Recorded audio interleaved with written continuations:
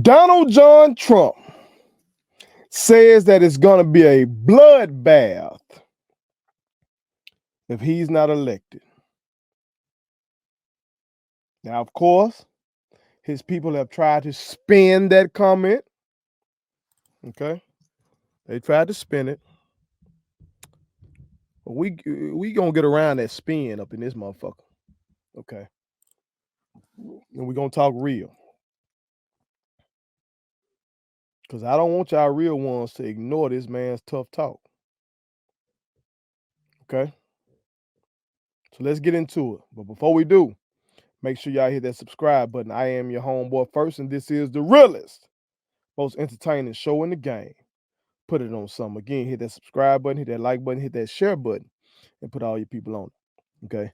So, in a speech that Trump was giving at the Buckeye Values Pack rally in Ohio, he was talking about car manufacturing and how China is building some really big car plants in Mexico, trying to get cheap labor. And then how China is trying to do that, but then sell those cars to Americans. So he was going on about how he wouldn't let that happen, and he put a 100% tariff on cars made in that kind of situation. Okay. He said that's what I'll do if I'm elected. Now, if I'm not elected, it's going to be a bloodbath. That's going to be the least of your worries. It's going to be a bloodbath. That's what he said. Okay. Now, his spin was that he was just talking about it'd be an economic bloodbath. Okay, it'd be an economic bloodbath. However,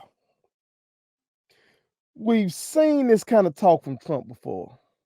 We've seen him tell those people, be there on January 6th, will be wild. We saw that, and we saw what happened. That shit was wild. We saw him in the speech before the motherfuckers went down to that Capitol. We saw him tell them folks, you have to fight. If you don't fight, you won't have a country anymore. We saw that. He said you have to fight, you have to be strong. You have to show strength. We saw him do that. And then we saw them folks take their ass down there and beat the fuck out of police. We saw them folks go down there to that Capitol and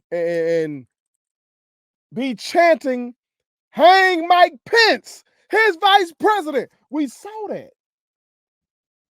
We saw that.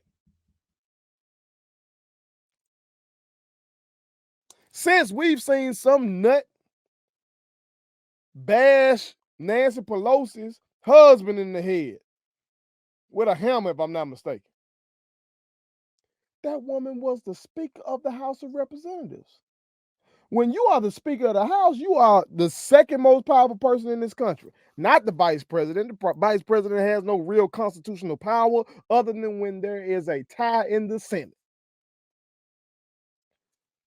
So that one was the Speaker of the House, and her husband got fucked up behind some of this shit. It's real violence in these streets behind that dude, man. So when the man says if he's not elected, it'll be a bloodbath. Don't let that man bullshit y'all and act like he just talking about no economics. Come on, bro. That some bitch ain't that good at using metaphors. He's not that intelligent. Come on, bro. He has a history of this. When he was running in 2016, he was telling some of his folks to beat the hell out of somebody who was in the audience. We've seen this. Come on, man. The folks want to ignore this talk. This man up here dehumanizing immigrants and calling them animals and shit, while simultaneously. Now, some might say, well, he's talking about those who are criminals, okay? Folks who are in jail are still human beings. Now, they might be fucked up human beings. They might be evil human beings, but they still human beings, okay?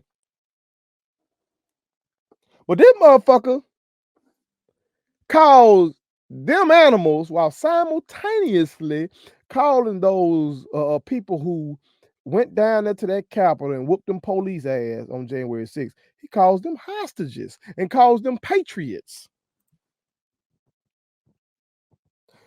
And is still running for president. Any one of the things, pick one of the goddamn things I said. In a normal country, in a normal democracy, in America, what?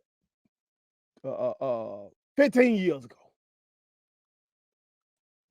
If you running for president and you say some shit like this, your campaign is over, Jack. It's over. Just in my lifetime, I've seen campaigns get fucked up behind way less than that.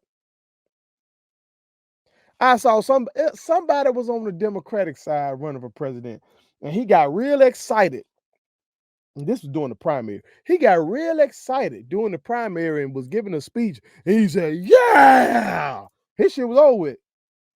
After that, I can't remember his name. I apologize. Okay, I will look it up right now, but I'm pressed for time. His shit was over with. Over. Mitt Romney, when he was running against Obama in 2012, polls had Romney looking all right. You know, even though Obama's record was pretty damn good, you know what I'm talking about? Who staved off of depression, okay? We're going through the Great Recession, but had he not stepped in with the American Recovery and Reinvestment Act, aka the stimulus package, bailing out them auto companies and all of those shit he did, we would have fucking had a depression. Okay, did pretty good. Got Obamacare passed, did pretty good. Okay, but y'all know, folks ain't fuck with him like that. Tea Party movement and all that.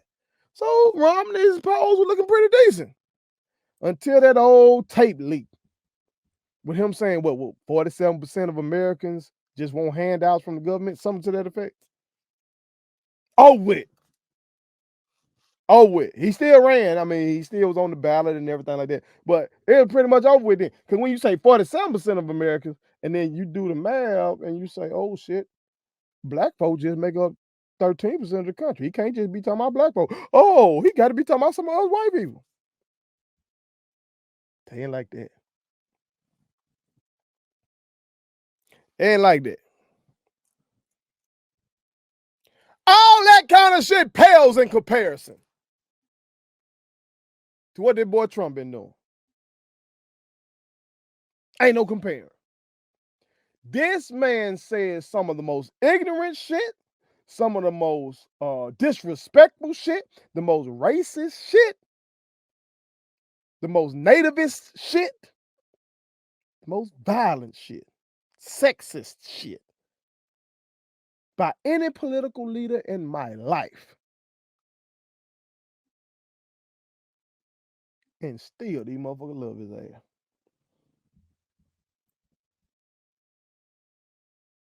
I'm telling you, better watch him. Don't play that man for pussy. Don't play that man for weak. Don't play his fans for pussy. Don't play them for weak.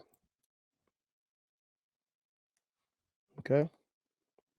Don't ignore it. Don't ignore it. Don't. Don't ignore that. Make sure you register to vote. Also, make sure you're prepared to defend your family if need be. Put it on some.